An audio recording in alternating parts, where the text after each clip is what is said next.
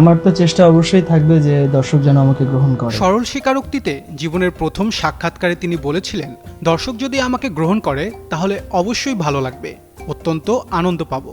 আর যদি গ্রহণ নাও করেন তাহলে আমার চেষ্টা থাকবে মনের মতো কিছু উপহার দেওয়ার।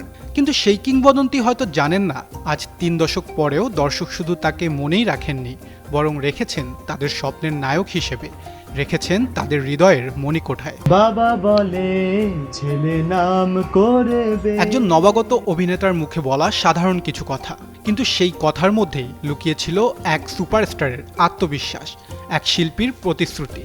আজও সামাজিক মাধ্যমে ঘুরে বেড়ানো সেই পুরনো ফুটেজগুলো দেখে যেন নতুন করে ফিরে আসেন তিনি। মনে করিয়ে দেন কিংবদন্তিরা হারিয়ে যান না, তারা থেকে যান মানুষের হৃদয়ে।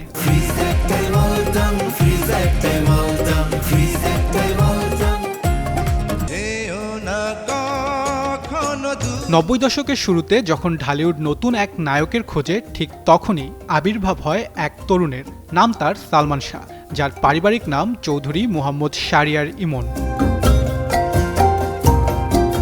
1993 সালে মুক্তি পাওয়া সোহানুর রহমান সোহান পরিচালিত কেয়ামত থেকে কেয়ামত চলচ্চিত্র দিয়ে বড় পর্দায় যাত্রা শুরু।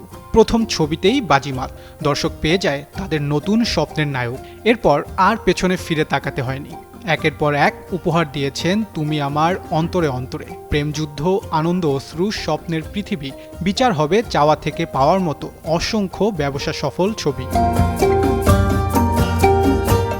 মাত্র কয়েক বছরের ক্যারিয়ারে অভিনয় করেছেন 27টি চলচ্চিত্রে, অথচ সেই অল্প সময়েই তিনি গড়ে তুলেছিলেন এমন এক জনপ্রিয়তা যা আজও অনেকের কাছে অধরা।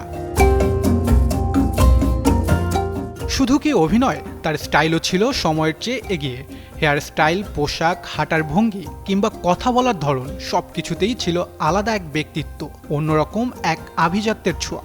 সে সময় তরুণরা অনুকরণ করত তার হেয়ার স্টাইল, বাজারে জনপ্রিয় হয়ে উঠত তার পরা পোশাক। বাংলা চলচ্চিত্রে আধুনিক ফ্যাশনের এক নতুন ধারাই যেন তৈরি করেছিলেন সালমান শাহ। তাই অনেকেই বলেন সালমান শাহ শুধু একজন নায়ক ছিলেন না, তিনি ছিলেন একটি ট্রেন্ড, একটি যুগ, একটি অনুভূতির নাম।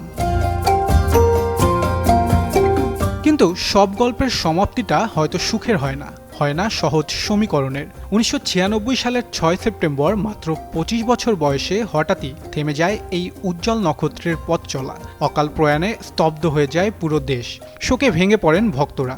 যে মানুষটিকে নিয়ে আরও অনেক স্বপ্ন দেখেছিল বাংলা সিনেমা, তিনি বিদায় নেন অসমাপ্ত অনেক গল্প রেখে। তবে মৃত্যু কি সত্যি একজন শিল্পীকে হারিয়ে দিতে পারে?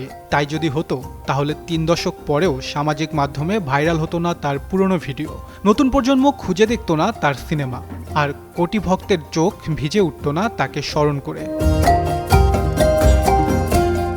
একদিন বলেছিলেন দর্শকের মনের মতো কিছু উপহার দিতে চান, হয়তো সেই চাওয়াটা পূরণ করেই চলে গেছেন এই ক্ষণজন্মা। কারণ আজও বাংলা চলচ্চিত্রের ইতিহাসে ভালোবাসা আর আফসোস মিশিয়ে উচ্চারিত হয় একটি নাম, আর তা হলো সালমান শাহ, যিনি ছিলেন না শুধু একজন নায়ক, ছিলেন কোটি মানুষের হৃদয়ে বেঁচে থাকা এক অসমাপ্ত কিংবদন্তি।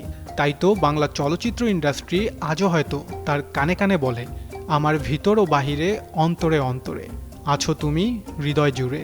আছো তুমি হৃদয় জুড়ে। তাহসিন বর্ণ, যুগান্তর নিউজ।